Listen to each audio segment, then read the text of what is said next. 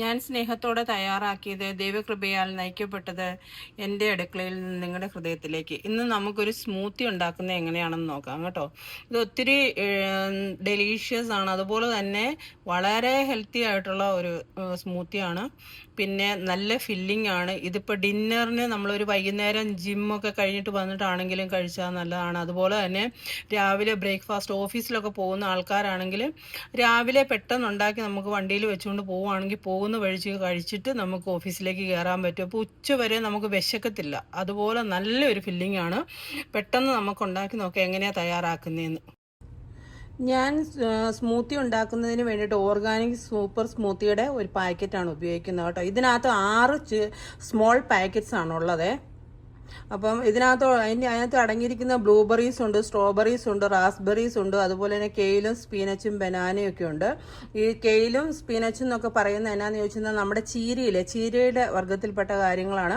അതുപോലെ സ്പീനച്ച് എന്ന് പറഞ്ഞാൽ നമ്മുടെ പാലക്കില്ല, അതിന് മലയാളത്തിൽ എന്താ പറയണതെന്ന് അറിയത്തില്ല. ഇനി എന്താണെങ്കിലും ചീരയാണ്. അത് നമുക്ക് ഇഷ്ടമുണ്ടെങ്കിൽ മാത്രം ചേർത്താൽ മതി. ഇല്ലെങ്കിൽ അതിനകത്തു നിന്നുള്ള ഒറിജിനൽ ഫ്രൂട്ട്സ് ഉപയോഗിച്ചാണെങ്കിലും പഴവും ഈ സ്ട്രോബെറിയും ഒക്കെ എങ്കിലും ടേസ്റ്റ് ഒന്നുകൂടെ കൂടുതൽ നമ്മൾ സ്മൂത്തി ഉണ്ടാക്കുമ്പോൾ ഈ പാക്കറ്റിൽ നിന്ന് ഈ ഫ്രോസൺ വാങ്ങുന്നതാണ് ഒന്നുകൂടെ എനിക്ക് ടേസ്റ്റ് പേഴ്സണലി ഫീൽ ചെയ്തിരിക്കുന്നത്. പിന്നെ ഞാൻ കുറച്ച് ഫ്ലാക്സ് സീഡ്, ഒരു സ്മോൾ സ്പൂൺ ഫ്ലാക്സ് സീഡ് ഞാൻ വെള്ളത്തിലിട്ടിട്ടുണ്ട്, അതാണിത് കേട്ടോ. പിന്നെ അതുപോലെ നമ്മുടെ സാധാരണ ഓട്സ്, അതും 1 സ്പൂണാണ് ഞാൻ ഉപയോഗിച്ചിരിക്കുന്നത്. ഈ ഒരു സ്പൂണിന് അളന്ന് തന്നെ ഇടണം കേട്ടോ, കൂടി പോകരുത്. കറക്റ്റ് 1 സ്പൂൺ ഇട്ടാൽ മതി. നമുക്കൊരു 2-3 പേർക്ക് ഉണ്ടാക്കാൻ പറ്റും ഒരു സ്പൂൺ ഇട്ടെന്നാൽ. പിന്നെ ഞാൻ ഇതിലേക്ക് ഉപയോഗിക്കുന്നത് ഗ്രീക്ക് യോഗട്ടാണ്. ഞാൻ ഉപയോഗിക്കുന്ന ഗ്രീക്ക് യോഗട്ട് ഇതാണ്. നമ്മുടെ തൈര് ഒഴിക്കുന്നത് ഭയങ്കര പുളിപ്പായിരിക്കും. ഗ്രീക്ക് യോഗട്ട് തന്നെയാണ് നല്ലത്. ഇനിയിപ്പം ഗ്രീക്ക് യോഗട്ട് വീട്ടിലുണ്ടാക്കാനാണെങ്കിൽ ഞാൻ ഒരു ദിവസം ഇത് എങ്ങനെയാണ് ഗ്രീക്ക് യോഗട്ട് ഉണ്ടാക്കുന്നതെന്ന് കാണിച്ചു തരാം. ഇതിൻ്റെ തന്നെ പാല് കാച്ചതിന് ശേഷം ഇതിൻ്റെ തന്നെ തൈര് എടുത്തിട്ട് നമ്മൾ ഒഴിക്കണം. അന്നേരം ഗ്രീക്ക് യോഗട്ട് ആദ്യം പുളിയൊന്നും ഇല്ലാതെ കണ്ട് കേട്ടോ. ഇനിയിപ്പം നമുക്ക് എങ്ങനെയാണ് നമ്മുടെ സാധാരണ മിക്സിയിലേക്ക് ഇതെല്ലാം ഇട്ട് അടിച്ചെടുത്താൽ മതി. എങ്ങനെയാണ് ഉണ്ടാക്കുന്നതെന്ന് നോക്കാം. നമ്മുടെ ഫ്രോസൺ ഫ്രൂട്ട്സിന്റെ പാക്കറ്റ് ഞാൻ പൊട്ടിച്ച് മിക്സിയിലേക്ക് ഇട്ട് കൊടുത്തിട്ടുണ്ട്. ഇനി നമുക്ക് ബാക്കിയുള്ള എല്ലാ ഇൻഗ്രീഡിയൻസും ഇതിലേക്ക് ചേർത്ത് കൊടുക്കാം.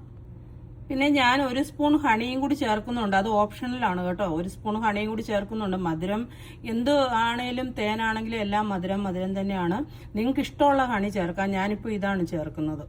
അപ്പോൾ എല്ലാം ഇതിനകത്തേക്ക് ചേർത്ത് കൊടുത്തിട്ടുണ്ട്. ആവശ്യത്തിന് യോഗട്ട് ചേർത്തിട്ടുണ്ട്, ഗ്രീക്ക് യോഗട്ട്. ഓക്കെ, ഇതെല്ലാം കൂടി നമുക്ക് ഒന്ന് മിക്സിയിൽ അരച്ചെടുക്കാം. വെള്ളമൊന്നും ചേർക്കാറില്ല. പിന്നെ ചിലർ പാൽ ഉപയോഗിക്കും. എനിക്ക് പാൽ ഉപയോഗിക്കുന്ന ഇഷ്ടമില്ലാത്തതുകൊണ്ട് ഞാൻ ഇത്രയും സാധനങ്ങളാണ് ഒന്നിച്ച് അരച്ചെടുക്കുന്നത്. നമുക്കിനി ഇത് മിക്സിയിലൊന്ന് അരച്ചെടുക്കാം.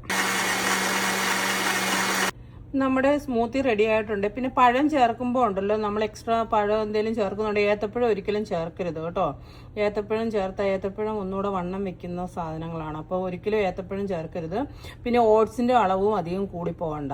ഒരു 3 പേർക്കൊക്കെ ഉണ്ടാക്കാനായിട്ട് ഒരു വലിയ സ്പൂണിൽ 1 സ്പൂൺ, അതായത് ഒരു തവി ഓട്സ് ഒക്കെ എടുത്താൽ മതി കേട്ടോ. ഇനിയിപ്പോൾ നമുക്കിത് സെർവിങ് ഗ്ലാസ്സിലേക്ക് മാറ്റാം കേട്ടോ.